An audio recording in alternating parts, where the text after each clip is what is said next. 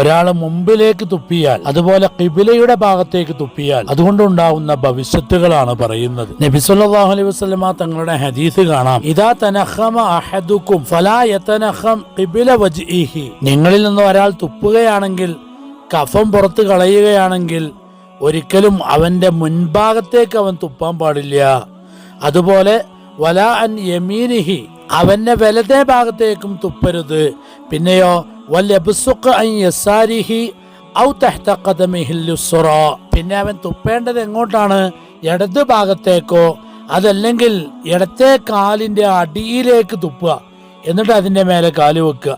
ഇങ്ങനെയാണ് ചെയ്യേണ്ടത്. അപ്പോൾ ഖിബിലയുടെ ഭാഗത്തേക്കും മുമ്പിലേക്കും വലത്തെ ഭാഗത്തേക്കും ഒക്കെ തുപ്പൽ കറാഹത്താണ്. അത് നമ്മൾ ശ്രദ്ധിക്കാതെ പോയാൽ അതുകൊണ്ട് ഒരുപാട് പ്രയാസങ്ങൾ വന്നുകൊണ്ടേയിരിക്കും. കാരണം അള്ളാഹു ആദരിച്ചതിനെ നമ്മളും ബഹുമാനിക്കണം.